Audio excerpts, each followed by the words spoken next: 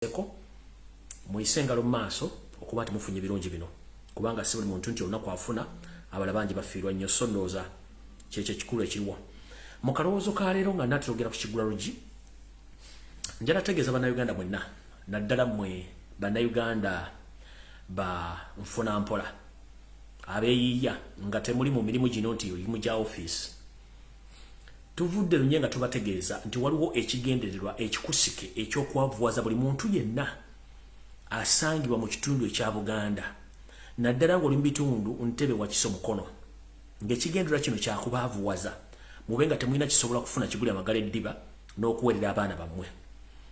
Ebitongole ekya Kampala City Council n'ebitongole ebya State Council ebitwala amagombola gonna mu Kampala ne Wakiso eno message njagala egende gye muli. Mu mbeera bweti eyakafandali ng'edya ly'obukadde mwandibadde mulaba abantu ebira gye bayitamu ne mutatulugunya bantu. Wenzijidde ku mpeo kuno nfunye information endaga nti bitundu by'e Kawempe okwolekera mpaka genda Matugga n'ebitundu ebirala Kampala State Council abajasi ba SFC basi kyabayita ba UPDF abajasi ba SFC n'aba military mugenda maaso okukola ebikwekweto okugoba abakyala abaana n'abavubuka ku nguudo kubadde bakolera okuliraana ekkubo nga mbajjako muga mulongoosa kibuga. Ekikolwa ekyo kya bujoozi era kya bunyoomi kya butaliimu. Tukimanyi mu Uganda abantu bangi kati zenkolawo zendya ate nga tebakyalinawo bajja ssente okuggyako okweyo okuteekawo bizinensi. Ne mutandise okukola operation okwetoola Mukono Kampala Wakiso Ntebe nga mugoba abaana abubuwala mugoba bakyala abakulu bannamwandu ne bassemwandu n'avuka abavadde mu masomero abaali basaze okuva mu bubbi okuba nti bagiya mu ngeri esoboka mutandise okuyola ebintu byemubagoba ku makubo. Gowa Kampala State Council naawe wa military agoba omwana oyo esaazi n'amugirako ebintu bye ku kkubo. Omwana oyo bw'anaanyiiga nga buliddwa ekyokukola jjukira alina okunoonya ekyokulya ajja kusibira ku baana bo oba ajja kusibira mu njuuyo akuggyeko TV akuggyeko essimu sinakindi bw'onoobanga resistance oba olemeredde ku nsonga eyo gojje ku nkuba badde alina ekyokukola ajja kukwettira naye nga tomanyi lwaki alina obusungu obukutta lwa nsonga mu abalumba gye bakolera gye babadde balina okufuna 10 ne mu kibalemesa bagenda banoonya mu mayumba gammwe bakuba obuyondo babayinja ga pavement obatte babaggyeko ebintu byammwe olw'ensobi gye mukola. E Kampala mwagoba batembeeyi bonna mu Uganda abantu ne banoonya capital emitwalo 2.5 ku 10 kutandika okukola siri mutandisa obafutiza ngenda basira ekigambo kimu eno ensi gye tulimu ku obukubo akowa yagivira tulimu kabuka naye engeri y'okutandika okufutizamu abantu abakola ku kkubo akawungeezi mumenye emidaala gyabwe mututte ebintu byabwe abamu basibye kyokka nga banoonya kyakulya kino kibagamba ekiri atabala kyekirya n'asigadde waka essaawa zino muligoba abantu ku makubo sayidize Kawempe Matugga yingira wonna mutandisa obbaga bamumenya ebintu byabwe naye mbabuulire ekigenda okuva mu y'ebiraka temujja kitegeera muyinza okwolesa obukugu kubanga ntegeddeko n'ebifo ebimu ebeeyita ba first family baagala amataka ge baagala okutwala mu bitundu ebyo bazimbewo zimoola ng'omukyalo ono gwe nawooninga eyita Diana nakuwooninga ne gaba va ku mataka g'abantu naye ogaanye baŋŋambye okifudde lunye okukwata abantu beruzira saidi ng'ova eruzira ng'otuta okutuuka luzira kiromba awo saidi awo baŋŋambye nti olina ettaka liwagulawo in the disguise naye ne bootaagula bonna bamenyeewo abalo basibidde mu makomera wateekawo ne safe house mwe basibira abaana b'abantu ku byalo abaresistinga obubbi bwo. Daana ekyama kyo nali nkisirikidde naye onfoosinga nnyo okujja okwogera ebigambo byo ojja kuswala nnyo Daana oli mwana wa buwala toli mwana muganda nakugamba naye towulira bano bookyunya bano baganda banno oli taata agenda kudda eri wala sina kindi bayinza omuddirayo mu kofi gw'oyita taatawo nga tesi taatawo. Ekikolwa ky'okutulugunya bannayuganda mbirikera awo mujja kwekulira akabazi kugulu abe mugoba kukuba bagenda okujja mayumba gaba bakyunye so kabadde akalowoozo ka leero kati njagala genda ku kigula lukisha leero vidiyo etandike. Buli muntu yenna njagala obere ku vidiyo eno mwena babloga ba Nuupu mbagala ku vidiyo eno oba posting oba commenting njagala bloga Nuupu ku vidiyo eno lwali njagala basomesa bateekemu sense mu mitwe. Omanyi mugera n'embeera ne mwefuula nti mutegeera nnyo ku media ne mulowooza nti mutegeera nnyo ne mutategeera kimudiringa nakyo kati nzize olwaleero.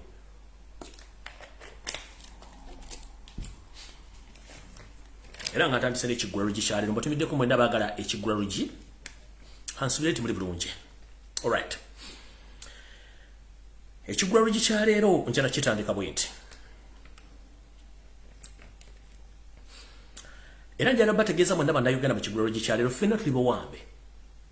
Oba owagira enkyukakyuka oba towagira nkyukakyuka ng'oli munnayuganda ffenna tuli bawambe. Enjawulo eri nti eri abalina emmundu n'obuyinza naye nga ffenna tuli bawambe. Kubanga gw'ogula sabbuuni ogumu ebbiri nange wemugula. Omwana wasasula akakadde kamu n'ekitundu naye bibanzi funye esobola omusasulirayo. Amafuta agalinye tugagula wonna we wamu.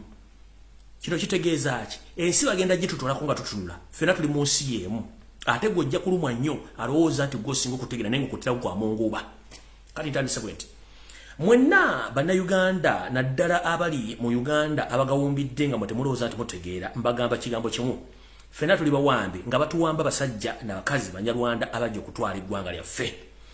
Mu kino tutegeeza ki? Tutegeeza nti bwe tutaaveeyo kwerwanako ffenna tujja kwevuma lumu ng'ate ensi yaffe bagitutte. Lwaki njogera ebigambo bino? Ebigambo bye njogera bisimbako nnyo essira olw'ensonga eri abantu endowooza yaabwe nga nafu nnyo mu kutegeera baliwo okutegeera. Ng'ekintu kigenda okutuukawo bagenda okukikwata ng'obudde bugenze ate n'ejjusa lwakyakoze ki? Lwaki kituuseewo nga saakitegedde. Tugamba nti olunatawamba olusooka muziba nnyindo olugero luno lutegeeza ki nti embwa ky'ekisolo ekisinga okuwunyiriza. Kiyinza n'okuwunyiriza mu kilomita emu kiki ekiri mu kilomita emu n'emanya kiki ekiriyo ewunyiriza buli lusu n'eyawula. Naye embwa bw'eneeba eneefa ng'olumbe lugendo gitta esooka kuzibikira nnyindo zino neba nga tekyasobola kuwulira. Ekivundulwa nti olunatawamba olusooka muzibikira nnyindo. Naffe tutyo abantu abali mu struggle abasinga obungi olumbe lunaatera obbatta naye ng'ekibassa butawulira nakuwulira nti mwe musinga okutegeera naye ng'ate okutegeerawo kamwe kwa Munguuba. Eno message njagala egende mwenna abeefula ba blogger aba nope naye ng'ate indirect multiple ba nope kubanga ekintu mwakitonda dda abasinga obungi. We know this. National Lopers Movement ekibiina ekifugidde bannayuganda emyaka 37 era ekyabba akalulu ke twawangula ekisazeewo okugula buli kintu ekisoboka bakugule gwoyewo ngo bakugule naye nga kye bakuguze tekyenkana na nsi yo. Mutandise okwekuba ggoolo mwe kennyini era simanyi lwaki ebintu bino byagenda okutuuka otutuusa ku manya abantu betulinga nabo. Kitandika kitya? Yoseriti bahabulwa okuva mu nsiko mu 18 ekintu kyasinga okola bakiyita blackmail, propaganda, divide and rule. Ekyakisasula ne ssente yateekawo ne TV n'abana propagandalist abatambula ku TV nga boogera ebigambo ebyo. Nenjala kubuuza ebbanga lye bavumidde National Unity Platform, ebbanga lye bavumidde Kyagulanyi Kyagulanyi Center, n'ebbanga lye bavumidde abantu baffe n'okubawaayiriza. Gwe agamba nti nze kamwa koogera nkola propaganda ng'oli wa Nuupu. Bwe mba kisogedde ku linnya lyo nga nkola counter-attack ku M7 ne famire ye n'ebikola biri mu Uganda, gwe atali mukozi wa Museveni kikulumirako luddawa ogamba nti nkola propaganda naye ng'ogamba nti oli wa Nuupu ojja n'okola presentation no posting nga nikola propaganda kikulumirako luddawa. Nkubuuza gwe Museveni asasula Tamale mirundi, asasula Lwamushana, asasula NBS, BBS, NTV, bannamawulire bonna ne ba bloggers ne balubalwa Kyagulanyi Center ne bakuba family ne bakuba buli kimu n'ekino bagalukirizaamu ne tujja ne tuzimbira tuzaawo. Bwe nzija n'ekola counter attack ku bikolwa bya Museveni golonga nti nkola propaganda nga soogedde ku gwe omuntu particularly ng'ate gwe ogaa nti owagira nkyukakyuka oba okolera. That's the question. Kitegeeza nti mwe mwajja mu Nuupu nga mulowooza mumusinga okutegeera naye ng'ate mulina gwe mukolera indirectly. Ebintu bye twogera wano Museveni abisasulira ssente empya n'enkadde. Kitegeeza abatukolera mukyali bangi. Bwe mba nga nsobola okujja n'enkola information gwe nga togitegeera oli wa Nuupu giveeko as long as tusogedde ku Nuupu sogedde ku gwe nga nze nkola counter attack against the lies and the killings of Museveni. Gwe nogeraga ndikola propaganda kiba kitegeeza gwe okolera Museveni gwe sogeddeeko ekitakwata ku Kyagulanyi nga tendifeeding nga Kyagulanyi ogamba otya mukola propaganda. Kitegeeza mwe kennyini mwe abakolera Museveni in the disguise. Bwe mba mpostinze ekintu nkipostinga on behalf of the struggle kirabe boto yagala commenting leave it there kireke kibeere waawo. Museveni asasula propaganda okulumba Robert Kyagulanyi Center in and out teri mutemuvayo kwogera musirika. So when we counter attack the propaganda oba we use the same tactics against Museveni mwabayita aba Nuupu ne muvene mugamba ate nkusoma tukola propaganda sima yano sitwe koleka nkubuulire. There are billions and billions of money Museveni zayo no spending dividing and ruling n'okululinga bannayuganda ng'akozesa propaganda ne blackmail. Kati gwe ani gw'olina agenda okukolera ekintu ekyo? era gwe basi kwogeddeko kiba kikulumirawo kitegeeza mmwe mulina ekigendero ekyammwe. That's why ne struggle yavunnama oba yazingama kubanga temukozesa bwongo. Mulina osooka okukozesa olwongo musooke manye ekintu omuntu kyakola. Ekintu kyakola bato kitegeera kiveeko kubanga okutegeera kuba kwa muntu so si mugejjo. Si buli omuntu agera ategeera kyenjogera. Buli omu entegeera yanjawulo. Ne batuba tuli mu kiraasi tuyinza otula abantu 100 naye nga bategedde omusomesa kyategeeza babadde nga 27 ekinana tebategedde bajja tegeera after nga babannyonnyodde. Kati gobanga information gyempa togitegeera please relax. Tuza akatuuliroko tuze entwigiriyo wansi relax tojja kitegeera kyenkola kubanga era ffenna tutegeera lwe lumu mutegeere nti omusajja gwe tulingayo muyaaye. Bwe tuba tulwana street fighting temubaamu liifiiri temubaamu ani. Street fighting kyensanga kyekkuba nkiddamu mu street fighting kyensanga kyekkuba oba nkubye mutayimbwa oba nkubye musekuzo oba nkubye ngumi oba nkujje muliiso gwe tuta street fighting. Ebyobufuzi Museveni byazanya si jango politics temumutegeera. Kati mutuleke fu amanyi jango politics n'emizanyo gitugizanye gwe tagitegeeza tuze entwigiriyo wansi. Nabagamba diplomacy mu Uganda takola. Mwabali mu diplomacy nga muloza bogenda kufuna obuyinza nga muli mu diplomacy nga ate mu counter attacking information gye tuwafu aba struggle. Mujja kusulawo gwe muzanyisa temumanya ajja kubalya omu ku omu. Okitegeera ajja balya omu ku omu mulyoke mutegeere nti ensi teriko nyinyo. So no bagambye nti mugenderere nnyo ebigere mwogera kubanga kyotasobola kukola kirekera omuntu akitekola ki akitegeera. So nawo no wenvude ne bagamba nti tuba twagala enkyukakyuka buli mwakola obugwe era ajja gutuusa bulungi. Olw'ensonga nti ensimbi ze basasula ku media okwonoona Kyagulanyi n'okwonoona struggle nyingi nnyo. Recently njabbo ekyokulabirako Gashumba yavaawo n'avuma Kyagulanyi okumala omwezi mulamba kati akyamuvuma. Teri ya counter attacking okujjako feke nnyini nze kennyini kamwakwogera n'abantu abalala basobola ntokola ekintu ekyo. Kanjala bagamba nti wanga waganti wagira nkyukakyuka please information munankyukakyuka muno gyawadde gireke etambule gwe tojoogerako kubanga gwe tojoogedde era nga togisobola kyotasobola kirekera omuntu akikole. Okitegedde kirekera omuntu akikole bakola diversion after diversion naye nga tewali muntu yenna asobola kuba nti akola ebintu ebyo nga siwa NRM. So mwetereze ekiri atabaala kikiri nasigadde waka.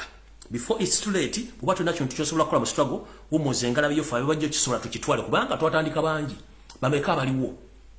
Twatandika ba blog nga tulinga ba blog bibiri, tulinga blog 10. Kati ne bononye 10 tokyasobola bafuna. Ne bononye 10 tokyasobola bafuna. Mwaragawa. Kati fa basigadde bakola tula kimu tutambulirako. Mukakkane bwe mbate muyina kye mulina kitegeeza. Musirike.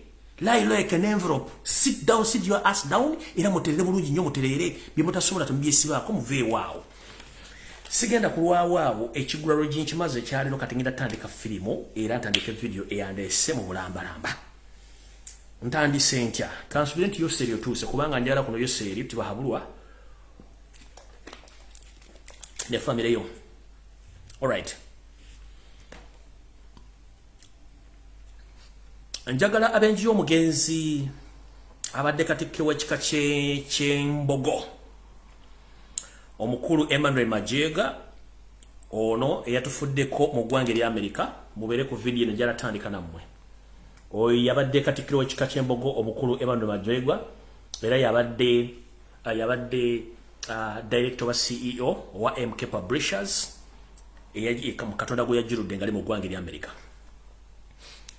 Nga bwe nziza mbagamba nti Museveni akozesa tactics nyingi nnyo okujjawo abasajja abaganda balina essente ne mutakitegeera. Omanyize byembyogera n'embirikaawo.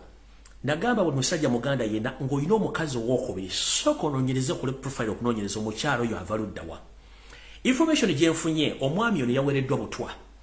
Before ab'eŋŋanda z'omugenzi mukulu Emmanuel Majega nga temunnazza mu kimwami ono musooke mugole mukole thorough postmortem mufune postmortem eri independent to find out whether omwami ono yaweereddwa butwa oba kubanga information gye nnina nze kulwange ŋŋanze endaga nti omukulu Emmanuel Majega yaweereddwa butwa era ng'omukyala yabadde involved mu kino ye mukyala we ow'okubiri gwe bayita Halima Mudondo Cuba. Halima Mudondo Cuba yono era naye baŋŋambye mukyala Munyarwanda yono gwe baŋŋambye nti ayinza okuba nti yali ebegewa kino ekintu mukyala Munyarwanda mutegedde bulungi era omukyala ono abadde mu ggwanga lya Amerika. Omwami ono bwe yamaze okufa omukyala ono ekyensonyi era nga bakola Abanyarwanda Chiyakoze ye yasibye mbosibye bibye omulambo naguleka mu America najje Kampala mbona akololumbe bobanga twadde mu mission ya semwami ono ngaze information gwenjifunye kubanga bagenda kunoiza report casting event obuto baddemu gwagenda okukwatibwa yoyo mukyala ye mukyala wokubiri agambibwa okuba nti yabadde mu ddiru eyawadde omukulu oyo butwa era naafa ekyensonyi omukyala ono yadduse mu America ng'amaze okulaba ti ddiru ewedde nadduka n'avaayo kati ali Uganda essaawa zino ali Uganda essaawa zino olwamaze okukola omulimu gwe era mujja kuwulira thereafter ng'ebyobugagga by'omwami ono byonna bisaasaanyiziddwa mu ngeri yonna esoboka omukyala ono Halima Mudondo Cuba ngenda bawo essimu ye abasobola omubuuzaako mubuuzeeko essimu eyo ya ggwanga lya America kuba gyabadde akozesa eri kasalaba 15 08 73 93 38 ye namba ye abasobola omubuuzaako omukyalo ono yono eyakoze ekikolwa ekyo naye mukole thorough investigations about enfa y'omwami oyo kubanga omukyalo ono yadduse mu America ng'ekikolwa kino kimaze okutuukawo ye ne yeekomerawo e Uganda era mbu yakumya olumbe e Kampala oleka otya musajja ugoga nti musajja wabadde omwagala gwe nodduka n'okoma mu Uganda oyo nno sigenda mulwako kangende ku video ende kangende ku information eyandeese njagadde kusooka kuyisaawo ekyo alright njala kuyisaawo n'akalamu kano Bannayuganda mwenda bali mu ggwanga erya Canada njala bategeeza nti olukuŋŋaana semakuŋŋaana olwa International Summit on Gender Based Violence olugendo teekebwa mu kibuga olugendo teekebwa e Canada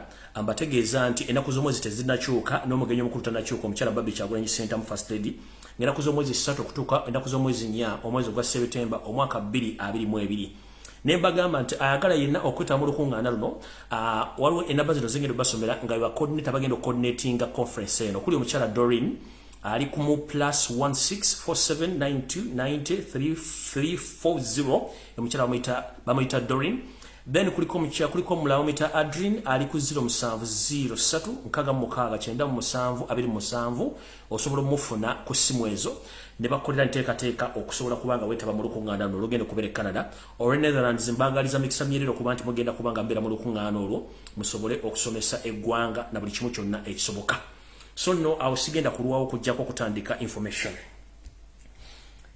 ngitandise ntya information njala gitandika bwenti omukulembeze wa Robert Kyagulanyi Ssentamu wonna wooli nkimanyi katwatuse dda mu ggwanga lya Netherlands njagala obere assertive nnyo era be very careful gy'ogenda okulya gy'ogenda osula b'ogenda osinkana kubanga emitego mingi gyentegeddeko egitegekeddwa mu ggwanga erya Netherlands ly'eggwanga eririmu abanyampi abayitirivu kati era nga abanyampi bano bakulibwa omukyala gwe bayita Million Black ye mukyala akwasaganya embassies ezimu ez'emu Scandinavia countries awo mufanfe wayo seti babalo tabasana mutano wa kalejensi ya tamuzezede sanga bisige so emitego mingi nnyo omuli Bannayuganda bennyini abeefula nti bankyukakyuka nenga ate balina omukimu omukyamu n'abo abanyampa nenga bafuula nti bakwanojo nabo mwe bali so enteekateeka nyingi era ntegezeddwako nti omukulu gwe baakuteekako oba gwe baakuteekako olukongolo okuba nti ye amaliza mission okujjawo ye mukulu Nyereko Muhammad eyita Mr. Kagege ono wetwogerera ennaku zino n'emisango genda omuga nti okulonda kugenda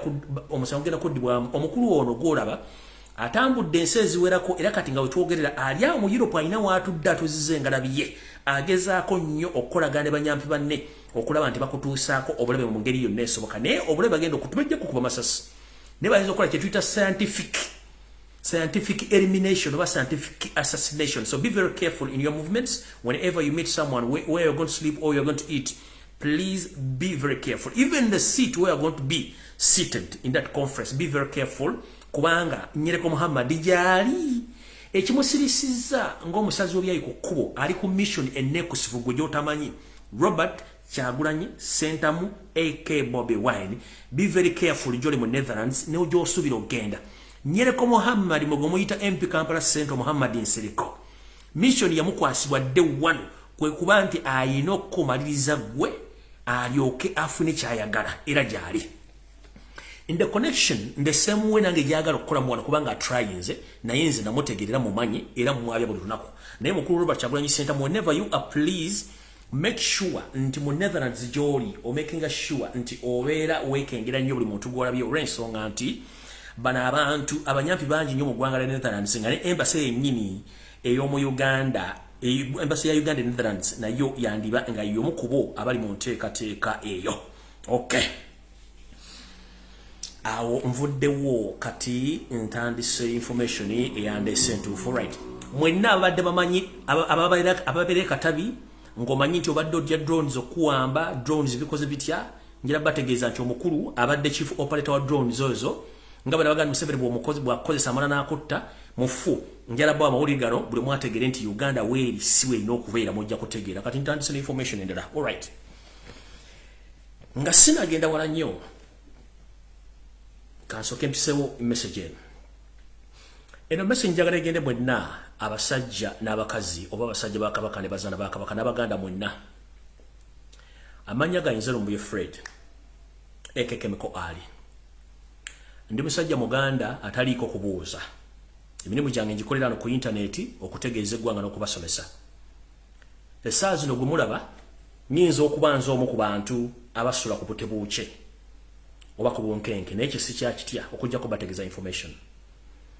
Bwe navuddeyo ne nteekayo ebifaananyi ku social media platforms zange zonna omumpembe wasanya kalo kyala Peter Mayiga alizinga ka video ng'agezaako okujjawo kye nataddewo. Naye nga betugamba nti wandikola ekintu okulumya omuntu n'owozeka ng'oyambe muyambe ekkiriza wasanya weekubye eggoolo kubanze bulijjo kino ya weekuba eggoolo.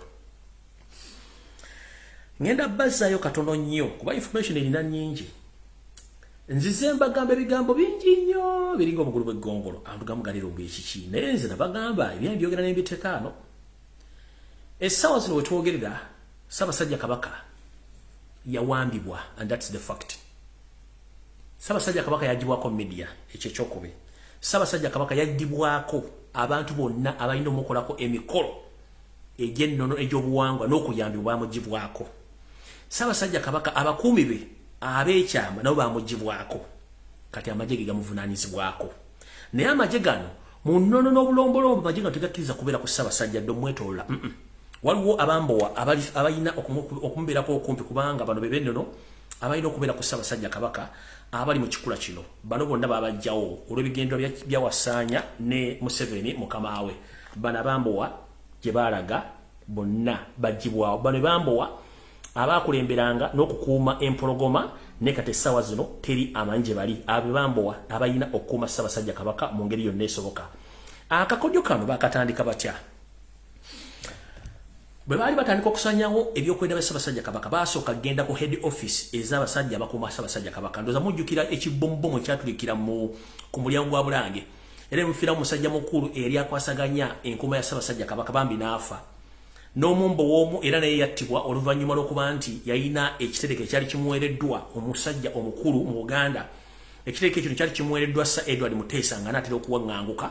Bwe yali ategezeddwako nti ayagala kusinkana Mayiga namugamba Mayiga musajja mukyamu n'atwala obuvunaanyizibwa okulaba omumbo omu ku bo agenda atwala ekitereke kino Ssaabasajja Kabaka. Omusajja bamutega mu bo bamutomeza boda n'afa n'ekitereke ne kibula okutuuka sa tekirabikakako.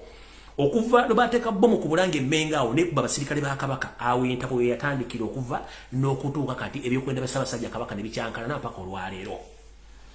Munnange munnono Ssaabasajja Kabaka alina kye tuyita protocol. Protocol be bantu abavunaanyizibwa ku mbaawo ya Ssaabasajja Kabaka mu ngeri yonna esoboka. Ssaabasajja Kabaka ayambadde atya?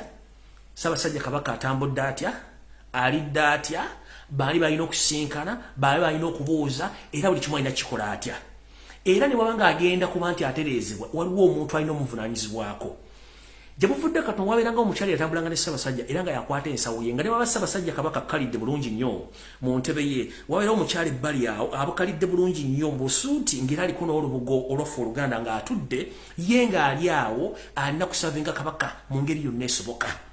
Naye omukyala oyo mutunule vidize omukyala takyabeera ku protocol yavaako. Kuliko abambejja abalina okutambula Ssaabasajja Kabaka mu protocol babajjako. Kuliko abalangira abalina okutambula Ssaabasajja Kabaka mu protocol babajjako. Ssaabasajja Kabaka abalwadde alina omusawo aw'obuvunaanyizibwa alina omubeerako nga wannono yalina okukwatakana n'abasawo ababulijjo abasawo tutabano abasawo bana bafa abatali ba kinnansi balina okwogera nabo ye nga wa mukolo waali omwami oyo bamugoba ne tabeerawo. Tulina abantu ne ba driver bonna abaali bavuga Ssaabasajja Kabaka bamuggyako kati SFC evuga Ssaabasajja Kabaka. Emotoka Ssaabasajja Kabaka teteekeddwa kusuulamu wadde omusirikale protocol naye yine motoka ne waliwo abantu abenkizo ng'omuntu alina okulabira Ssaabasajja Kabaka ng'atudde mu motoka omwo n'omulaba abira mu maaso akutte fayiro ze bonna babajjamu kuliko SFC. Mu Buganda Ssebuufu Bwango takulemberwa tebamukuba mugongo ne bwe tuba tugenza okulamusa ku Ssaabasajja Kabaka nga bakuyise bakusomye wali oyina okugenda okwebaza oba okubuuza ku mutanda era okulembeza bwenyi bw'omala okumubuuzaako bulungi nnyo era n'oddira obwenyi buno obusitula n'odda kyennyumanyuma mpola Ssebuufu Bwango takubibwa amabega. Munnanga ate Ssebuufu Bwango era takulemberwa naye munnanga olw'okuba nti abasajja bali emmengo bonna banyampi era abasajja banya tebamanyi bulombolombo. Ekisookera ddala mu Buganda omungu ayina okukuma Ssaabasajja Kabaka kubanga kya buwangwa kya nnono. Era mu nsonga eno takulemberwa musirikale era talirwana musirikale ekyambalo ky'abayambadde kitegeeza musaayi. Kabaka talirana bantu baliwa musaayi era takulemberwa era mubeera mabbali eno luli abambo baakulemberanga ne baggula ekkubo. Abantu ba Kabaka bamwoleka obuwanga kubanga alina kubanga alengera mu maaso gy'alaga naye go batayizanga batayize enkoko egenda okumaamira ekyo kikyamu nakyo tikikola makulu. Ekirala Yoseri tibahaburo tabasala mutano wa Kalensi lete mzezede nsanga bisibe. Ani bukyanga yali abaddewo yalabye kuba Yoseri nga mukutu bamutereze saati bamutereze ekitogi obe kooti oba kumwambaza masiki mu biseera bino agiyambaza yokka. Ssaabasajja Kabaka kale katugambe yatuuka ddi mu mbeera ey'okumwambaza masiki nga tasobola kujambaza. Kyekibuzo kisooka ekyokubiri protocol yalagawa kubanga mwatadde video mwaloze mu counter attacking information yange nende mutamati mwade mweyambula. Where is the Kabaka's protocol ya Kabaka yalagawa to the extent Kabaka bwagamba nti ngenda kuvaamu wano ayina okuvaamu kubanga eyo ebeera wiringiye nagati ndo okuvaamu naye bwe mwatuuka ekitemu Ssaabasajja Kabaka nayagala okuvaamu mwali mumuganya okuvaamu amagye gamu era drone yange nabo information tebakikola kati era bategeeza mayiga nga tunasiruwaza bantu mission yetu gimanyi era ebikola byonna bya Museveni kwebuzaabuza nga afukaana aba oyagala sympathy. Now you are paying the bloggers osasula obusajja okujja okulumbalumbe n'abantu abala nedda. The fact is tumanyi Museveni mwakola emirimu gye kubanze namusoma from A up to Z nawe yenkola gyokola. Ogeza nnyo okwefuula nti oli mulungi nnyo mu public nenga obutemu kwotudde. Ogeza nnyo okwefuula nti oli mulungi mu public nenga obutemu kwotudde. Ekituufu kiri nti Ssaabasajja Kabaka yawambibwa era ali matigga. Wali bamuggyako media. 2 n'amasimu g'olumutagalina. 3 baagala affe kimugunyu nga teri ategedde. Ekyo tetugenda kikola. Ayagala okumanya information entuufu nti bano Abanyoro bajja kusaanya wa Kabaka. Essaawa zino Kabaka w'Abanyoro Kabaka w'Abanyoro Omukama yasiimuuka obutwe bwamuyiwa Windows tasobola kwetegereza muntu wadde okumuddamu buuze buli wakubuuza ne muddamu ne mwetula mu musanga ddamu n'akubuuza ng'omuntu gwe yakasanga the same way omutanda gy'ayolekedde. Tugenze ku Kabaka w'Abakonjo baakuba olubiri lwonna ne balusaanyaawo ne bamukwata ne Jake. Kabaka w'abantu omukwata odda Jake kyekibuzo ekiriwo kati ekyokubiri nze sigenda kaana mayiga nabayaayo bali Mmengo time egenda kujja naye nakugamba ageza kakutande Ssaabasajja Kabaka afe nakumulisa ettaala kubanga ekuliko sigenda kulwana naawe n'okitegedde bulungi nnyo ensi emanyi nnyo byonna byemutegeka okukola tubimanyi bulungi nnyo. Ssaabasajja Kabaka muwambe. 1 protocol ey'abasajja n'abakazi abalina osisinkana Kabaka ne meetings abalina omusinkana zonna zaasazibwamu. Abataka tebakyasobola kulaba Kabaka. Mayiga njagala otubulye bukyanga Ssaabasajja Kabaka alwala omuwa obutwa bataka kibi yali asinkanye ne mutuwa meeting ali awadde ivu nabo mu public tekiriwo. Abalangirira bambejja tekiriwo. Ne bannabyabufuzi bonna abali balina osinkana Kabaka programu zaagwa mutaka. Ekyo nakyo weekiri kati Mayiga njagala otubulye bw'oba tolina kyokweka era nga Ssaabasajja Kabaka tomanyi nti mwamu obutwa twagala otegeke bannansi ab'ensonga batali ffe bakakwerege nga bannaddiini bafune press conference n'omutanda bamulabeko boogere naye. Twagala bannabyabufuzi abamanyikiddwa bakole meeting ne Ssaabasajja Kabaka bamubuuze kiki ekimulu kinsonga kyegenda maaso. Twagala bajjajjaffe abakulu b'ebika n'abataka basinkane Ssaabasajja Kabaka ku bwenyi bamubuuze ki ekigenda maaso. Kino bw'otakikola tukulagira nga ndabagisi mufungize mu Bwakabaka bwa Buganda. Kabaka takuumibwa magye.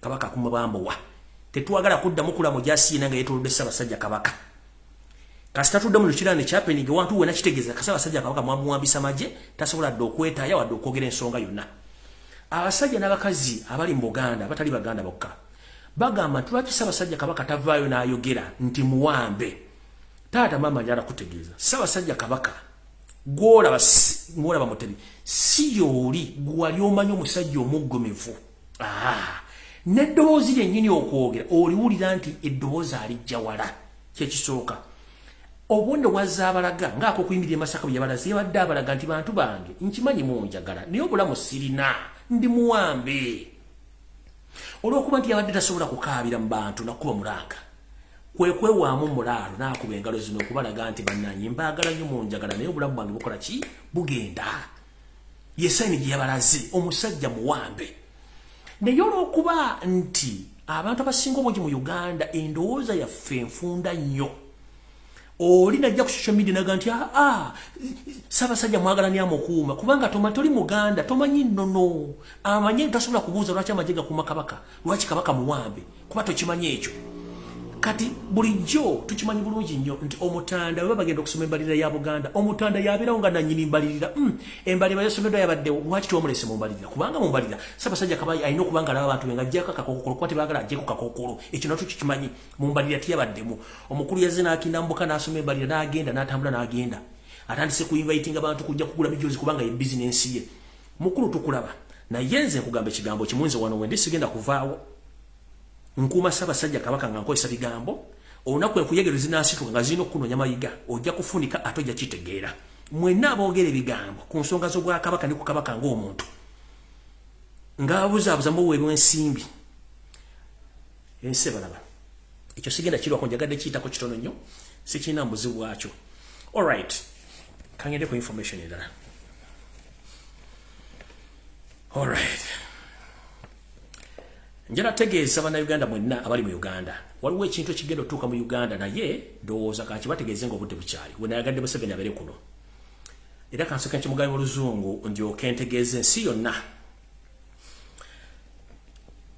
I would like to inform the international community and all Ugandans at large that the so-called Yoweri Museveni is planning within this week to hold a meeting with the man or with the head of Boko Haram group, a terrorist group which operates in Nigeria this week. Museveni is planning to meet this gentleman in the State House in Entebbe with the mission of terrorizing Ugandans in a different way. Because Museveni had been operating with so many terrorist organizations, so now Museveni had ordered to meet this Boko Haram head officer or head CEO to meet him in State House in Entebbe so that he can use some of his tactics to terrorize Ugandans. So Ugandans, wherever you are, when you start witnessing unbelievable terrorist attacks across Uganda, but mainly in Uganda, don't be surprised who is behind those terrorist attacks, because Museveni is going to host the Boko Haram CEO in Uganda so that they can talk about those terror attacks in Kampala, Mukono, Wakiso, and other areas of Uganda, so that he can be helped by international community to give him money to counterattack the terrorist acts in Uganda. But I hope this week or next week, the Boko Haram CEO is going to be a visitor to Museveni in the State House in Entebbe. So bana Uganda mwendanjala bategeza nti omukulu ono agenza okulaba nga ekintu kya ADF tukikubye n'asalawo ayite omutujju atawanye eggwanga lya Nigeria akulira Boko Haram gwagenda okukyaza mu Uganda either wiiki eno ng'eggwako oba wiiki ejjanga etandika. Era nga enteekateeka zonna zaawedde omwami ajja kuyingira kiro atuke mu State House Entebbe bateese kiki bagenda okukola. Era mutandika okuwulira mu Uganda nti bawambye essomero ly'Egi ne batwala abaana bonna, oba waddewo okutta abaana ng'ekyali ekicwamba, oba waddewo okukola ekintu kyonna nga kya butemu obutabadde bwa bulijjo mu Uganda. Mutegere butegeezi nti omukulu ono bamaze omuwa tactics ez'okukola ebintu bye, kubanga ADF already tutandise ogikubamu bituli n'ekibiina kya M23. Era nga mu meeting eno muyinza okubaamu abo balowooza nti ba ADF naye ng'ate ba ISO ne CMI mugenda kubeeramu abakulu kubamu kuba M23 Rebel Group etawanya Congo kubanga baagala kikola ne mu Congo. Mujjukire nti omukulu ono yayingizaako abasajja ba Afghanistan bayingira Uganda naye teri amayi ba Afghanistan bano gye bali na wajja balaga abantu bangi nyo bayingidde eggwanga Uganda n'ebigendwa ebikusiki nga tobimanyi so mukitegere bulungi nnyo nti omukulu ono alina mission ey'okukola ebintu ebyo ngenze mu maaso.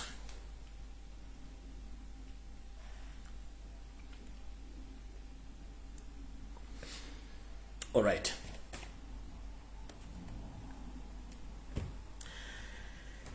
Kati bannayuganda nga mukyagawumbidde njagala balaga ekifaananyi kino mukitegere bulungi. Ekitutawanya ffenna kiri ekintu kimu. Tuganya okusooka okumanya ekizibu kya Uganda ki. Ekizibu kya Uganda Museveni so si bannayuganda. Bannayuganda abamu beetaaga kumala kutereeza Windows. Yoseri Tibahabura bwe yali ajja mu Uganda yajjanga refugee ku myaka 10 n'ennyina. Nakozesa omukisa nga balina ekigendera kyabwe ekyokuwamba eggwanga Uganda era ne baliwamba.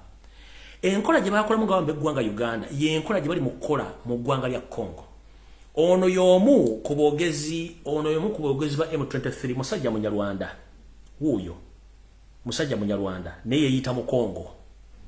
Kati omwami omuna ekibinja kya M23 enkola Museveni gye yakolamu nabo gye bali mu kukola okwagala okweddiza eggwanga lya Congo bamuyita Major William Ngoma ye M23 spokesperson naye head owa M23 yasirika takyayogera. Kati ono gwe bateekawo mulabeko n'akatambi k'abakyala bambadde nga Bakongo bambadde bitengi nenga face batuusi bennyini nga bali mu kwogera mu Lukongo nti babatta babalawo. Kyekikola kikimu kye bakola mu Uganda. Museveni yajja n'akamafuregi nga Banjankole tulowooza ati Munyankole kumbe yali musajja Munyarwanda ne batwala eggwanga lyaffe katulwa kyetulwanako essaawa zino.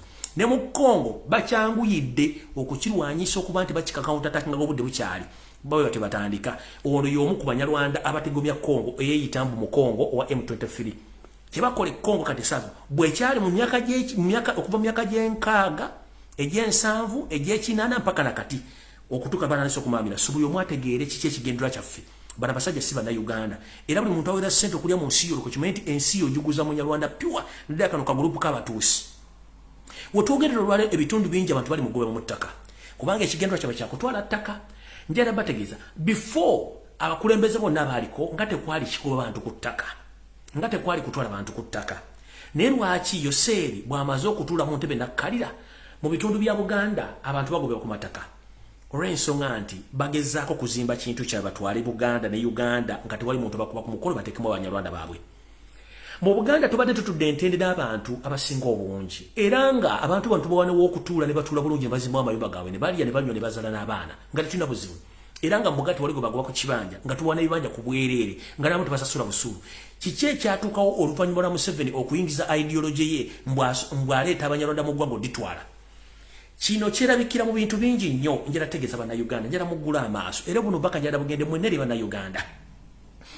Ekibba ttaka okuliwa Abanyarwanda kye kigenda mu maaso kubanga babajjako eddembe lyammwe okulimanya n'okulitegeera. Gye buvuddewo katono mu Uganda twabanga n'amasomo agaasomesebwanga mu ssomero okutegeeza bannansi ensi yabwe bwefaana ebiragiro n'amateeka bye bikola kati amasomo gano gagibwawo. Mu Uganda twasomanga kye tuyita political education mu secondary level kyavaawo. Era ne batusomesa ne tuyita civic education nakyo ne kivaawo. Ku university ku mutendera gwonna oba okola sciences oba okola arts batusomesanga kye bayita constitutionalism. Kino kiinako obujulizi kubanga n'amasomero ge tusomyemu ku international level teri muntu oba ng'okola arts oba okola sciences olina okusoma constitution y'ensi eyo mwoli kumanya amateeka n'ebiragiro. Njira kubuuza abantu abasomye Makerere ani bukyanga bajjawo okusomesa amasomo gono ne Makerere bakyasomesa constitutionalism bakyasomesa constitution ya Uganda tebakyagisomesa kubanga ono ibo yamala okutegeera nti bannayuganda banategeera ebyobufuzi ne bategeera ebyafaayo bya Uganda ajja kuba ali mu buzibu. Yensonga lwaki abasajja n'abakazi abaliwo bagezi bategeeza bannabyabufuzi musomese bannayuganda constitution mu nnimi zaabwe mugikyuse mugize mu nnimi zaabwe era n'obutawo mugabire ku bwerere buli kitundu kyonna ekya Uganda.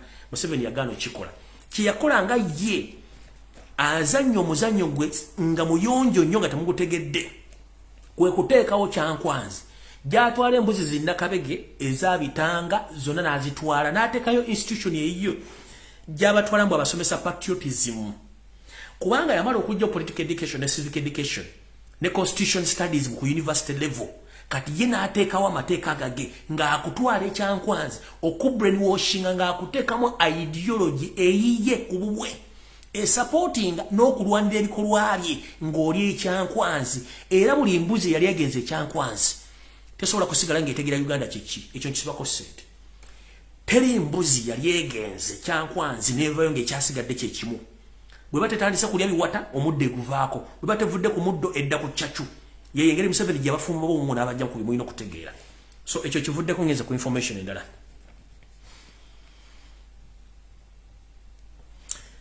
eno message njagala egende mwenna abasawo abaganda betuyita ba traditional doctors ng'okyali ku mulamwa oyina empewozo oligino era nga towagira nkyukakyuka buno baka bwo ku Monday akawungeze mu State House Entebbe Yoseri yayita Mama Fina oba mu Silvia Mukandoni Entebbe namuwa ensimbi ez'okutandika okukola emirimu gy'okuprofilinga oba okuwandiika ebikwata ku basawo bonna abaganda abakyalina empewo oligino naye nga tebakolagana Yoseri oba tebakolagana Mama Fina kino Silvia Mukandoni agenda okikola ensonga nti ensimbi yazifunye mwagenda otandika okunoofeffetta n'okuddamu okunoonya abasawo abaganda era mujja kyetegereza nnyo nti bagenda kuddamu okutandika okuwenja abasawo abaganda okutandika okumenya amasabo gaabwe abamu basibwe simanyi n'abamu battibwe kubanga akimanyi bulungi nnyo nti ebintu tebigenda bulungi nnyo eriyo abasawo abatakkiriziganya na nkola ya Museveni ng'ate baganda abatandise okuba nti bakola emikolo egikyankalanya amalogo n'okugasumula gonna ge yakola kino kikyamuyisizza agende mu State House Entebbe era ensimbi yavudde nayo ku Monday atandika okukola omulimu gw'okuprofilinga abasawo abayikinnansi abali ku alaale bakwali gino batandika bajjawo sekinoomu ye ono asigaze bafeeke be badiringa nabo okuba nti bagenda kubanga bakola emikolo egy'okukyankalanya n'okuwunza bannayuganda y'ensonga lwaki munnange ze sikyabanenya bannayuganda musajja yatuwunika naye nze sirimbe baawunika so ekyo mukitegedde nyenze mu maaso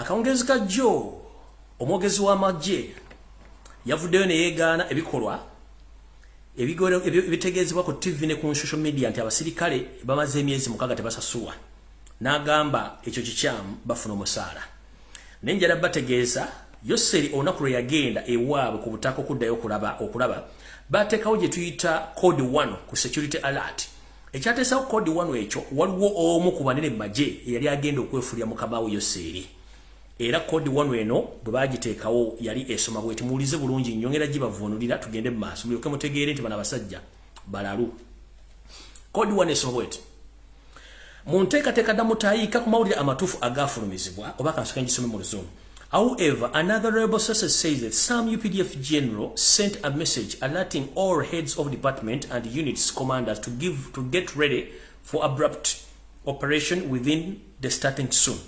Bagambye newankubadde mu ngeri endala yonna okuva mu nsonda ez'esika zigamba magye ga UPDF nti bajjeno abamu basindika obubaka obutegeeza abakulembera ebitongole ebyenjawulo mu magye ga Uganda ddala komanda okubeera obwerinde ku nteekateeka oba okunteekateeka eyeregenda mu maaso egenda otandika nga obudde bukyali tugenze mu maaso okusinziira mu nsonda ennekusifu munda amyuka omuduumizi w'amagye Eweru yasooka n'ayimiriza message eno era n'ategeeza unity zonna ba unity commander okugezaako okuyimiriza ekintu kyonna ekyokufulumya amagye gonna okugateeka mu bitundu ebyenjawulo era ate abamu ne bamugamba nti message eno efulumiziddwa etegeeza abajaasi bonna obutakkirizibwa kutambula oba kufuluma mu kifo kyonna era n'asangibwa ng'afulumye wakubalirirwa ng'alidde mu nsoolokwe era amasasi gajjamu kubirwawo ekino kifuluma endala reliable sources zigamba nti General Eberu oluvannyuma lw'okutegeera obubaka buno olw'okuba nti Yoseri yamulekera obuyinza bwonna kyamutwalira obudde n'akwata essimu n'akubira Yoseri ng'ali Rwanda n'amutegeeza mukama wange nfunye amawulire agandaga nti munda mu ggwanga mulimu enteekateeka ey'okuwamba obuyinza nga toliiwo era Yoseri n'alagira Erweru ne banne basobole okukontaininga embeera eno olwero bwe yavaawo n'akubira muhoozi Kanyerupama eyali mu bitundu by'obuvanjuba bwa Uganda n'amutegeeza nti nfunye information nti waliwo ku egenda ogenda mu maaso era ono muhoozi Raaga n'ayimiriza butereevu pata eyaliyo mu mambuka eyo ne basobola okukontaininga embeera eno olw'ensonga nti ekituufu kyali kiti tukoolo baali bamuwambye nga bawamba Obote ng'agenze era mu lukuŋŋaano lumu olwali Singapore so neyo kodi eyabadde esomeddwa nti wabaddewo okuwamba okwadde kugenda mu maaso so no mukitegeere kati omwami ono ekizibu kye balina tebalina ssente ziwa magye za kusasula majengo ngale batogere sawa zino mpozi nga meeting ewedde waliwo meeting eya security tudde mu State House Entebbe okusinza ku dooni yange baddemu bateesa ku ngeri ki bagenda okulimba bajega UPDF naga SFC nti bagenda kutandika obbawa akakadde k'ensimbi okuva n'omwezi ogujja. This message go to all my brothers and sisters who are still serving in UPDF. Let no one lie to you. Because Museveni is in panic. Museveni doesn't have even a single coin in his account, even in Central Reserve. Now they had a meeting today discussing about your salaries. You've been yearning for salary increment almost for 6 years.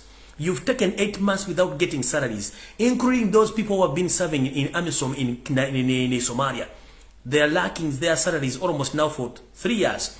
Right now, they have a meeting in the State House. They're discussing the salary increment. Let me tell you, this is a well-planned move to lie to you that they are going to increase your salary. Whoever who have been getting 600, you get 600,000 Ugandan shillings is going to be increased up to 1 million. This is a decoy.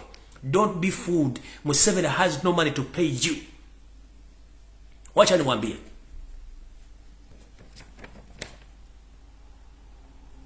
Wafanyakazi wote wa serikali wa UPDF, wacha niwaambie. Sawa hii Museveni na waizi wake wako kwa meeting kwa State House Entebbe. Sasa wamesema wanataka kuwapatia pesa zenyu, lakini hawana pesa. Wamesema kila mtu amekuwa anapata kama 600,000 Uganda shillings. Atapata milioni 1 ya Uganda, lakini wanawadanganya. Museveni na government yake hawana pesa. Pia na Bank of Uganda hawana pesa.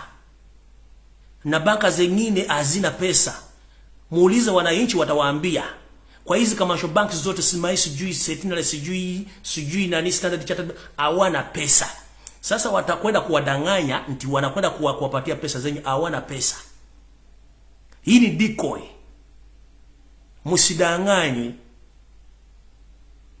Munajua mzee mzuri kwa kunaambia kipindi cha lala salama na cha hizo ni vipindi ni mbaya sana. Wanawadanganya Museveni ana pesa. Mkuu waangalifu. Mwambie mara moja. Mweke bunduki kwa mgongo. Mkuje tufanye kazi na wananchi. Kwa sababu mwendanganywa kwa muko na family. Hamuna pesa, hamuna kitu chote. Lakini wewe mjamaa iko na pesa mingi, wako na mayumba, wako na mjini. Lakini kupatia pesa zenyu ni problem. Lakini wanawafanyisha kazi kuua watu na kuiba gold kutoka Kongo. Lakini wacha nikuulize, hizo zote pesa zinaenda anga wapi? Muko kwa barracks mnalala njaa. Hamuna chakula, hamuna maji. Lakini mnalala tu. Museveni na waizi wake wasiwadanganye. Mufanye kazi na wananchi. Hii nchi yetu. Wote au ni Wanyarwanda wanawadanganya tu. Walitoka Rwanda kuja Uganda kupeleka nchi yetu. Kila kitu kinauzwa. Sasa ni sawa ya kufanya kazi na wananchi. Hamudanganye. Mujaulize mwenyewe kwa nini tuko na UPDF, tuko na SFC, tuko na CMI, tuko na SFC. Kwa constitution ya Uganda tunajua vizuri tuko na jeshi moja inaitwa UPDF, lakini hamuna bunduki. Wacha ni waulize. Jeshi gani inaenda kwa wananchi inafanya operations za kuiba watu? Jeshi gani? Hizo ni SFC kwa sababu wako na bunduki. Wasiwadanganye, huyo mjamaa na pesa. So, my brothers and sisters, those who are still serving in UPDF, let nobody lie to you that Museveni has money to pay you. No, they don't have money. Right now they are in the meeting discussing how they are going to lie to you that they're going to increase your salary from 600 Ugandan shillings to 1 million. No, they don't have money. They have stored each and everything in Bank of Uganda. The Central Reserve is empty, including the commercial banks. They have no money. Right now, they have sent you to Congo to fight because they want to occupy Congo, but they are getting gold from Congo and they sell those gold. You are in the barracks right now, sleeping. You have a date ate. You have kids. You have wives. You have each and everything to feel free, but you lack money. Others of you spend like 3 years without getting salary. Others of you spend 8 months without getting salary, but you are there sleeping. These people, they have mansions across the world. They have mansions in Uganda. For you are sleeping in tent. You are sleeping in tent. You have just one pair of uniform, one pair of shoe. How are you going to manage life? We are in economic crisis right now. The kilo of posho is at 4,500. How are you going to manage your family? You've been serving in UPDF almost for 15 years. You don't even have a 2 single-room house in Uganda. These people, they came to destroy our country. But you are there in barracks seated. Right now, there are ongoing robberies across Mukono, Kampala. Do you know those people are stealing from Ugandans? Those are the serving SFC because there are some group of SFC who are not well off because they are not paid. So now they are getting their guns from the barracks. They go and steal from Ugandans. These days, there are own abrupt red blocks which are taking place across Kampala and Wakiso. People have been stolen at night. Laptops, phones, cars, and each and everything, even money, they have been stolen from Ugandans because you guys don't get paid well. Right now, they are in a meeting trying to deceive that they're going to increase your money. They are lying to you. Museveni has no money. If teachers are still striking, they are not paid. Doctors, the same. Even police officers are not paid. What about the serving UPD officers? They are just lying to you. Nothing is going to come of that meeting. They don't have money. It's better you wake up and add yourself and add your efforts on the suffering Ugandans, and we get lead of this rotten regime. Because these people, they came from Rwanda, they have to go back to their country, Rwanda. You understand? All right, cutting ends and mass.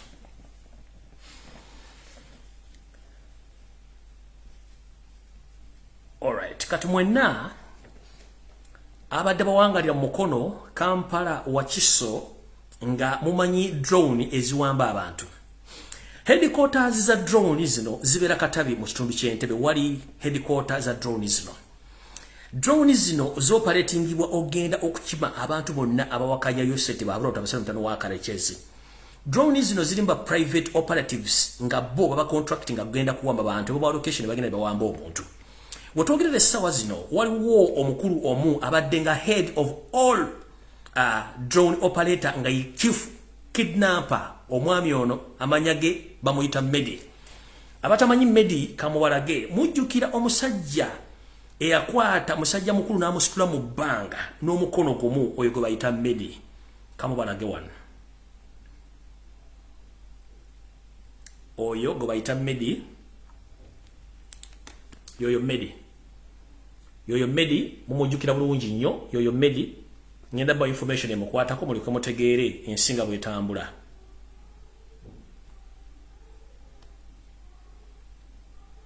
Yoyo Medi bwate bwafaanana. Wetogerera essawa zino Medi zembuyaga ezikunta. Ono awakigambibwa awambi bannayuganda ddala abaana Abaganda abasukka mu 13. Nga batulugunya mu bisembo batugunya mu safe house ezenjawulo nga batambaziikwa n'ebitundu bitategedde. Medi ono essawa zino mbuyaga ezikunta bakambe bamwefuulidde ne bamutta. Kambalage ekifaananyi yakwatira omusajja omukulu n'amuteeka mu bbanga nga talina gwe yeebuuzizaako. Yakwata Musiraamu n'amukwata jjeke n'omukono gumu n'amuteeka mu bbanga. Kati oyo yamusitula gwe bayita Medi zembuyaga ezikunta olwaleero. Mumula bulungi nnyo. Muzuuminge. Kanzuminge Musiraamu ono ng'amukutte jjeke ali mu bbanga. Eyamukwata ye Medi oyo kanyama gwe mulaba. Gwe mbalaze wali. Medi zembuyaga ezikunta essaawa zino. Olw'okujembera ebiragiro bye bakama be bengenda okubategeeza essaawa zino. Loza mutegedde bulungi nnyo. Mujjukira bulungi omwami oyo yono Medi. Mula bulungi nnyo. Ono yabadde chief operator wa drone zonna mu Kampala, Ntebe, Wakiso, Mukono. Yoyo chief kidnapper abadde akolera SFC ne Semwayo kuwamba abantu zembuyaga ezikunta. Kiki ekyamusizza? Ani yawadde order? Ono yabadde mukama we eyatoye. Ono yabadde mukama we lindako. Wait a minute.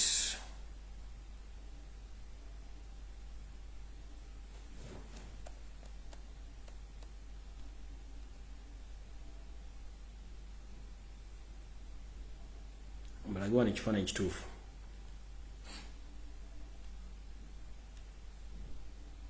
Oyo yabadde mukama we era yabadde mu mission yamugyewo.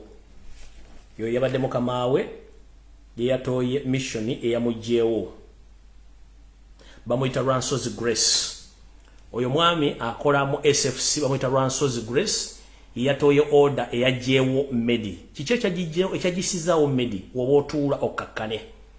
Oyo ye Ranso's Grace musajja munyarwanda yako ye chief operator wa drone zonna mu Kiso Ntebe Kampala. Era nga kigambibwa aina omusayo gwera abaana 15,000 zebawambye era ne battibwa abala tutumanyi bali yoyo.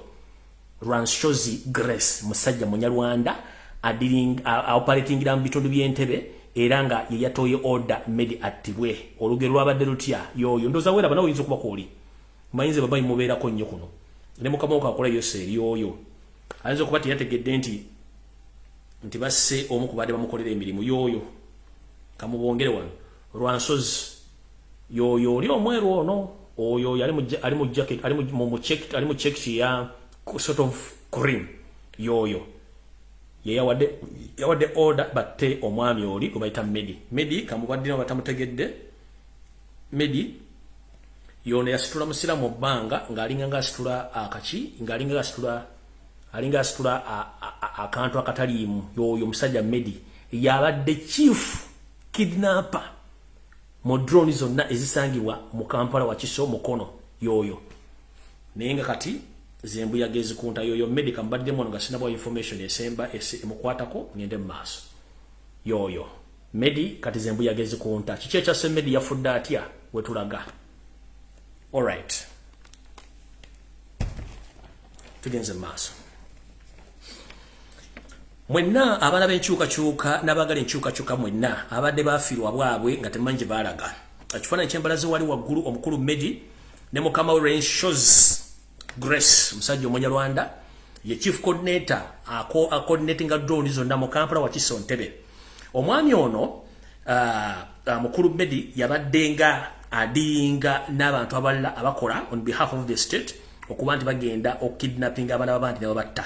Era wetwogerera omwami ono naye zembu yagezi zikunta yabadde adiringa mu kukola operations across Buganda naddala wa Kiso Ntebe Kampala era nga ye head of kidnappers mu bitundu by'Entebe wa Kiso Kampala Mukono.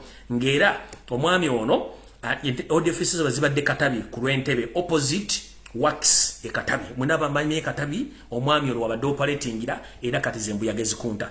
Kigambibwa Medi ono mukwata mukubadde mukuwamba abaana talina mukwatira nsawo era nga kigambibwa mu mukono gye yengo omuntu Medi ayina mbanda Uganda abawera 13,000 ba kidnappinze across Buganda era basinga obungi bafu abala bali mu safe houses bali mu kuttibwa. Essawa zino omwami ono wetwogerera mufu kiki ekyamusizza nsonga ki? Omwami ono bw'abadde akola emirimu gino abadde tamanyi nti obudde bunaatuuka ne bamwefuulira. Mukama we Ranso's Grace omukozi wa SFC era nga ye operatingira mu bitundu eby'Entebe wa Kiso Kampala. Omwami ono yabadde amuwa emirimu era nga ye okuba essimu kubira muhozo mutegeeza nti operations ziwedde abadde talina mukwatira nsawo. Wiki eno yennyini gye tukuba mapayiga. Omukulu ono bamukubira essimu ne bamugamba jangu Medi. Bamugamba tulina operation gye twagala okuwa ogenda ogikole mission. Mission ki yamuweebwa? Robert Kyagulanyi Ssentamu ne mukyala we Babi Itungo njala mbere ku video eno oba mukasale mukamuweereze. Omugenzi Mando Zebula yali aweereddwa mission ey'okujja Robert Kyagulanyi Ssentamu mu budde. Mando n'agamba no, I can't do that big mistake okujja omuganda wange. Mando n'agaana. Ebyaddako mwabimanya era yose lina confirming nti basajja bakoze omulimu gw'okutta Mando. Ekyo ne yekuba ggoolo n'anyooka. The same happens to Medi. Medi which ewedde yayitibwa mukama we on Ranso's Grace n'amugamba mission gye tugenda okuwa olwaleero ya kugenda kunoonya Robert Kyagulanyi Ssentamu oba mukazi we Babi Itungo omukidnapping mukube afe. Fe tujja kukola investigation tukwate tukuteeke eruzira watu kutwale mu kooti bakuteeke eruzira naye nga buli mwezi ofuna ssente zo. Wanaayita ebbanga lya mwezi gumu, wanaayita ebbanga lya mwaka gumu oba ebiri tukute ofulume ogendo oli obulamu nga bwe twakola omukyala Draru essawa zino ali mu kulya obutalo oluvannyuma lw'okutta omugenzi Kazini. Omukulu n'awamala omuwa missionary y'okutta oba okuwamba Babi Etungo Kyagulanyi bwe pone bawo okumutta Bobi Wine. Omukulu ono bwe yadde waka mu kayumba ke n'atandika okutunula ku bisenga labyetola bitambula n'agamba ndowooza bukyanga nkwata bantu ne nerabika tebampadde kukwata shaaka. Kyava afuluma mu nju n'agenda n'ategeezaako bamu ku mikwano gye tibannaye bumayita nfunye ekizibu ebintu tubali tugikola naye kati waliwo ekizibu. Mukulu Grace Ranshozi ampadde omulimu gw'okugenda either kidnappinga Kyagulanyi mutta oba okukwata Babi Etungo mu kidnapping mutte. Then ABCD nga bwe banyonyedde kigenda genda maaso. Naye nabaganangako mukologana nti kino sijja kisobolera kinnemya. Omukulu nadda mu maka ge n'atuula. Bwadda mu maka ge n'atuula nga butuufu kyabadde akoleramu takimanyi nti gwe bw'ofuuka mbega waliwo ate embega gwe bakuteekako. Bw'ofuuka mbega waliwo mbega gwe bakuteekako n'embega abeera n'embega n'embega abeera n'embega. Mukulu Medite yategeera nti gwe yanyumizaako mukama we ate yasituka n'agenda n'ategeeza mukulu Grace Ranshozi nti Medi operation tagenda gikola era gitutegeezezaako. Ne wayita ennaku ntonotono mukulu ono Ranshozi Grace n'akubira mukulu Medi essimu n'amugamba jangu office tukwetaaga. Mukulu Medi n'ateekamu engoye n'agenda okusinkana Ranshama. Teyamanya nti lunaku olusembayo. Mukulu ono bwe yagenze okutuuka wa mukama we ndowooza namuteramu kakyaya awo n'obunyamanya bangomanya abanyanda baliisa obunyamanya mubeeramu obutungulu n'ennyaanya ku misito. Mukulu ono yavuddeyo n'akatwa supa. Olwavuddeyo okumala okutusinkana mukama we Medi olwakomye waka ng'atandika kukaaba olubuto lukuba obugoma olubuto lukuba embuutu awo n'akubirako kyaliwe n'amugamba waayi ndi bubi. Ekyavuddemu Medi mukwano gwe n'amukima n'amutwala kuki n'amutwala ku ddwaliro lyabadde okumpi awo. Bwe batuuse ku ddwaliro eriri okumpi omusawo eyabaddewo n'abagamba nti omulwadde tugenda musobola mutwale mu Ntebe Main Hospital naye mwanguweko kubanga omukulu ono ekimuluma si kirwadde kijja bulijjo yaweereddwa obutwa. Kinajjukira nti Medi ono abadde alina jiimu esituza abantu obuzito n'okubakozesa omubiri era ng'amanyikiddwa nnyo mu bitundu by'Entebbe naye ng'omulimu gw'okuwamba abantu abasinga muzibwadde temukitegeera nti yawamba abantu era nga ye chief operator. Abadde alina jiimu era ng'atendeka ba body builders mu bitundu by'Entebbe era ng'omulimu guno akoledde ebbanga ddene nnyo. Omukulu ono bwe yamaze okuteekebwa ku booda mukwano gwe n'amukima amutwala batuusiza mu ddwaliro omusawo n'abagamba nti obulwadde obuli mu omwami osijja busobola mutwale mu Ntebe Main Hospital era olwatuse mu Ntebe Main Hospital omwami ono teyabanddayo bbanga ttono nnyo ebibye ne bavuunika era bwe twogerera mu nnaku 3 emabega Medi ono yaziikiddwa n'afa era omulimu gwe nga bwe ndabaga nti ekiri atabala kikire n'asigadde waka era Medi naye tugamba nti wa inna lillahi wajiwuna naye ogenzo sangayo abo kubobbo abambe watwala mu kubatta ne mwatulugunyo basiba maka gaabwe ne mwaziika ewatetekeddwa kubanga baziikibwa bifo. Omwami ono yafudde era yaziikiddwa gyevudde katonda ku ntono nnyo era we twogerera y'omu ku badde basinga okuwamba abantu mu Kampala Wakiso Ntebe yafudde. Kinono kituzaawa nti nga bwe nagamba wiiki ewedde nti buli mukozi yenna wa ISO Semwai ne ESO ng'oli munnansi Munnayuganda nakabala ng'obanja omusaala oba nga wali omumisoni gye bakwale nekulema tero binyike mu nsuwa kubanga ekiri atabala kikiri nasigadde waka nawe bagenda kutta siwa information nga tejjirako reference. Nabagamba wiiki eno ine bagamba nti buli omanyi nti okolera ISO Semwai ne ESO ng'obadde obanja omusaala nga togulina batandise obbeekengera nti mujja kuyitira ebigambo. Kati mukulu Medi ono y'omu ku bo asusse okubeera operative akoze ki afudde. Ono yabadde asinga okukola ki okuwamba abaana naye yafudde. Mbabulidde omuzannyo gwali gumuwereddwa okukola ki okuba nti akola. Kati omukulu ono Ranshozi kanziremu mbalage wano era buli muntu yenna asobola omulaba gyoba omulabye tegeera nti omusajja wa SFC abali mu kusportinga abaana babandi abagenda okuttibwa mutegere bulungi nnyo yoyo njala abantu mubategere bulungi nnyo yoyo aliko alo ono atula nnyo okutambula emmotoka za gavumenti olumu avuga ne pikipiki era atula nnyo okwetoola mu bitundu by'Entebbe Katabi Nsamizi Mukono Kampala Wakiso ng'ali mu kusipotinga n'okufuna amawulire n'abo balina okuba nti bakwatibwa ne batwalibwa okutulugunyizibwa. Kino takola nti akikola na kulwa gavumenti no basipotinga n'abantu abalina obusente nabo bakidnapping ne batwala okubatta okuba nti bakola omulimu guno. Omusajja Munyarwanda bamuyita Rwanshozi Grace yoyo akola ki? Akola ebintu ebyo. So no mwebere bagendereza nnyo mu nsonga zino olw'ensonga nti omwami oyo ebintu byakola mubitegedde bulungi nnyo. Tetwetaaga nnyo kuba nti mumala obudde nga temutegedde bantu amutegedde bulungi. So oyo mutegedde bulungi nnyo abadde akidnapping abantu mutegedde bulungi nnyo kamubaddizeemu badde tebamumanyi era emirimu gitegere gy'abadde akola nti yagenze. Yoyo yasitula muzeeyi n'amuteeka mu bbanga. Yoyo naye eyiye baavunise oluvannyuma lw'okuba nti yagaanye okukola mission ey'okugyawo oba ey'okukwata Babi n'okumutulugunya. Yoyo mukulu era naye ye baagivunise. Kyenvudde mbaga nti buli akolera Museveni kimanye nti essaawa etuuka n'akuvaamu ye kennyini n'akwettira olw'ebikolobero. So mukitegedde bulungi yoyo nno wano waggulu kuba akanyama kabadde akayina naye nga si mutemulwadde yoyo. Mutegedde bulungi yafudde baamuggyeyo bamuwadde butwa mukama we kennyini ne kagurupu kakolera ke kamuwadde obutwa era n'afa n'avaawo.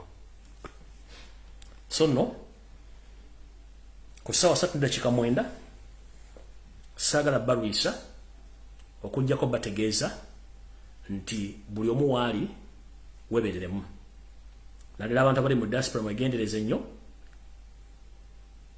entambula gye mutambulamu endya gye mulyamu ekyokugema banna kibagamba buli muntu waddembe okugenda omugemesa oba butamugemesa. Abakola business mu Kampala nabagamba muve mu arcade mukyaganye it's up to you.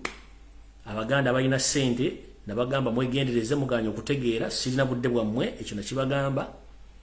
Ssaabasajja Kabaka tudimandinga addizibwe bwe lwagenda jjanjabibwe. Sina kindi yeetaaga media coverage mayite okuswaza twagala media coverage Kabaka sinkana abantu be. Ne bono muleta ku Sunday nga botegese enti misinde ja birthday tukimanyi bulungi nnyo gwe n'ebintu byotegeka kubanga mumba information wa mumma media okumulaba. So no fere tufaayo fetuwa information ne tubeera wano ajagala n'ogitwala atajagala n'ogireka ebiddako nziba tebinkwatako kubanga ogwange mbangu koze. Mayiga nga nabo gisimufungize gya abasirikale ba UPDF ku Kabaka waffe. Mu buwangwa neno Kabaka takunywa maje. Mayiga nga nabo gisimufungize gya abajasi ba UPDF ku Ssaabasajja Kabaka. Ate twetaaga okuddamu okukola ku mpologoma yaffe ng'eyina esobola okwogera ng'eyogera n'abantu baayo.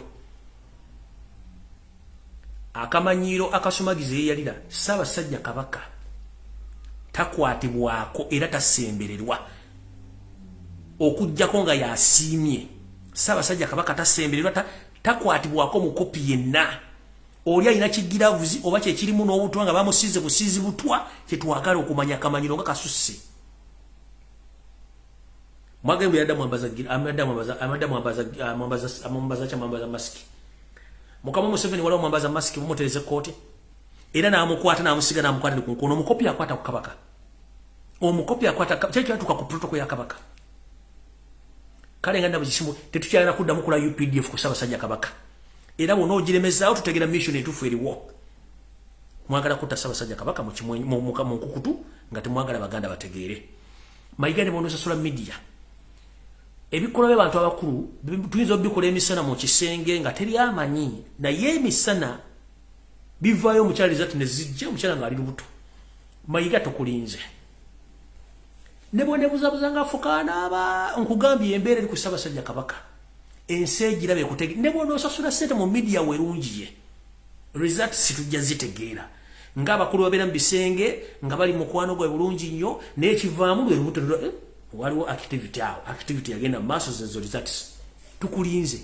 Fe wetuwona ne bw'onoosasula media ekuwaane ekole counter attack ng'okola omala biseera twetaaga mpologoma ng'ezzeeyo kujjanjabwa amagye ga UPDF tetugagala ku Kabaka. Twagala abambowa bano bakomewo.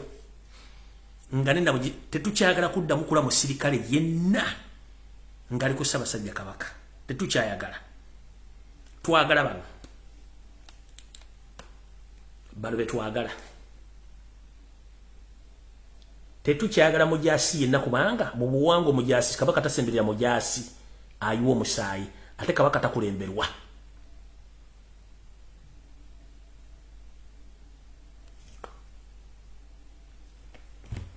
so no Mayiga mwagala ennamba ye n'ekisinga okusesa kikino kankibabuulire okumanya omusajja muyaayi omusajja mubbi bwe twatandika okugaba ennamba z'abaminisita n'ez'abakola mu State House Mayiga essimu ze zonna ezimanyiddwa yaziggyako muli yose ne munzijukiza yaggyako essimu ze zonna ezimanyikiddwa n'addamu n'afuna essimu endala essimu ezimanyikiddwa tezimanyi n'essimu kati zaaliko teri agimanyi okuggyako abalina essimu ze kuliko abalina essimu ze be bantu bafiira nabe Mengo ate naye kati bw'amala omukubira essimu nga diriwedde ng'essimu agiggyako essimu ze zonna yaziggyako ezimanyiddwa n'afuna essimu zitamanyikiddwa yenna ayagala Mayiga n'omuwa information okuba ku ssimu eya reception wali ku office ye n'oleka programu deira n'addamu nti akkiriza okusinkana oba nedda n'essimu ezimanyikiddwa gobozi nazo omanyi ng'olira oyo oba olira omukwano gwa Mayiga ddamu okuba ku ssimu ze zimanyiddwa bona ozifuna kaziggyako zonna yensonga lwaki kava ne kagamba mwe lwaki musindikira baminisita message lwaki muwabira baminisita kubanga yakitegere kiddako mujjukira message eyo yasindika mbolo kwa mumanye essimu z'abaminisita bange simene mbasindikira message mubawabira yamanye ekyali kiddako ndoza mukitegedde bulungi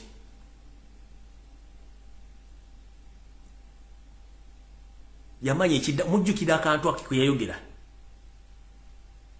yakimanya kyekiddako nina essimu gye nnano sobola giba kubanga mukyali innocent sisobola kukola nsobi tali mu bintu bino nafunye essimu endala naye nga ya mukyala wa mumaka mukyala mangali tasobola kugibawa olw'ensonga bambi she doesn't know anything talina kyamanyi yasobola gikola nsobi nanoonyeza essimu ze zonna yaziggyako omufere yaziggyako yafuna essimu ndala mpya kwakolera ddiruze era bw'amala okukuba essimu nga amaze okuggyako ddiruze ng'essimu agiggyako ng'essimu agiggyako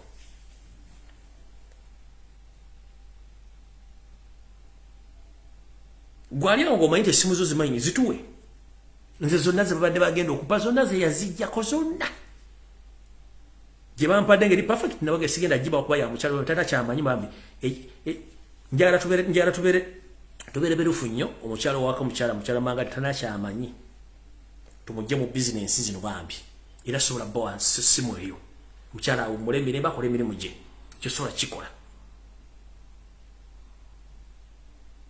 ekisobola kikola kubanga omukyala ebintu bino tabiriimu ono yakola ebintu bino njala tukwatagana omusajja tukolako effujjo so omukyala tabiriimu so ena basigenda gibawa naye ezimanyiddwa zonna yaziggyako zonna essimu zaalina kateri azimanyi batono nnyo abazirina era wakumitinga muntu agamba wa reception n'amuwa ennamba y'omuntu n'amukubira n'amusinkana so singa erulimu bwakuba amasimu no yagajja kuba yamanya sisobola bbawa ya mukyale bambi ekyo no wadde sitya ate wadde sitya nekisijja kikola mukyala kamuwa ekitiibwa kuba bintu bitabiriimu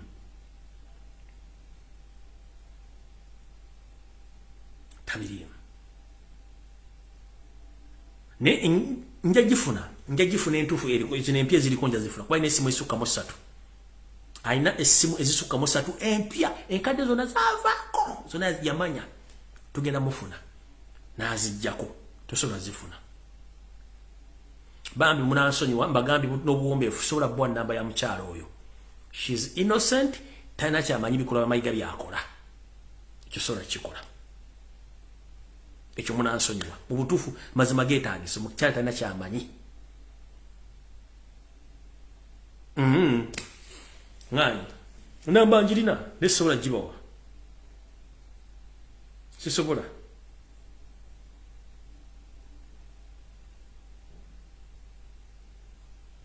mwagala tegeera nti njira mwemizoga nti ono yeemulisa simu njirina wano kanji balage bulazi wano gye bamuliseeko nga teri open musooka mutegeere nti namba njirina mulimu gwe mwantuma yiyo kanji balage wano yiyo mugiraba eriko linnya kyeyo njirina nisobola gibawa sisobola. She's innocent, she knows nothing.